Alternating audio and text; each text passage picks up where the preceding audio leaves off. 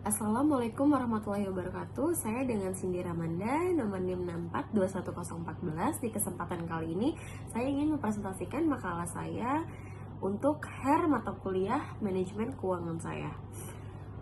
Untuk materi kali ini, saya akan menjelaskan perusahaan PT BCA, yaitu Bank Sentral Asia (TBK). BCA merupakan salah satu bank terbesar di Indonesia yang terdaftar di Bursa Efek Indonesia.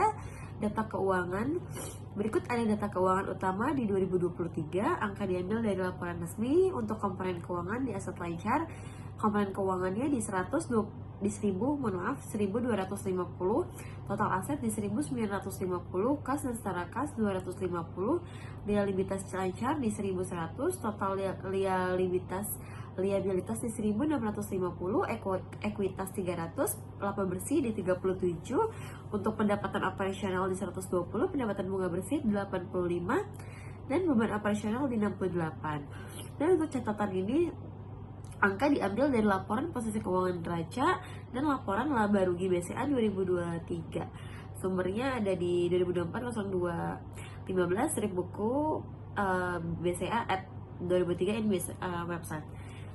Untuk rasio likuiditas, current ratio sama dengan aset lancar atau liabilitas lancar 1.250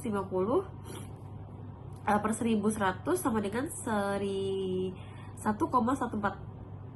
Interpretasi BCA mampu memenuhi kewajiban jangka pendeknya karena memiliki aset lancar yang lebih besar dari kewajiban jangka pendek. Dan untuk cash ratio-nya, kas dan setara kas liabilitas lancar 250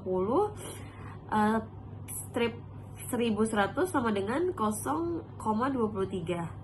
Interpretasi hanya sekitar 23% kewajiban jangka pendek yang dapat ditutupi hanya dengan kas dan setara kas, menunjukkan bank mengandalkan aset liquid seperti piutang selain kas. Untuk quick ratio-nya, exit test aset lancar dikurang persediaan atau liabilitas lancar di bank biasanya tidak ada persediaan, maka aset lancar atau liabilitas lancar sama dengan 1,14. Interpretasi BCA masih sehat secara likuiditas jika persediaan diabaikan karena bank tidak memiliki persediaan fisik. Yang keempat, ada working capital to asset ratio. Aset lancar dikurang liabilitas lancar atau total aset 1.250 dikurang 1.100 atau 1.950 sama dengan 0,0669 atau 7,69%. Interpretasi modal kerja hanya sebagian kecil dari total aset, tipikal pada bank yang fokus pada investasi dan kredit jangka panjang. Lalu selanjutnya, rasio leverage total debt to equity ratio sama dengan total liabilitas atau ekuitas 1.650 per 300 sama dengan 550. Interpretasi struktur modal meja sangat leverage, artinya sebagian besar aset didanai oleh liabilitas utang. Hal ini normal pada bank karena dana deposan merupakan liabilitas besar. Total debt to total capital asset, total liabilitas ditambah ekuitas 1.650 atau 1.650 ditambah 300 sama dengan 1.650. Lalu hasilnya 0,848 84,6%. Interpretasi 84,6% aset bank dibiayai oleh pihak luar liabilitas, sisanya 15,4% oleh modal sendiri. Untuk long term debt equity ratio, utang jangka panjang, ekuitas asumsi utang jangka panjang sama dengan 300 atau 300 sama dengan 1,00. Interpretasi untuk setiap Rp1 modal sendiri, bank punya Rp1 utang jangka panjangnya. Dan ini ada average collection period 365, receive turnover ada 608 hari.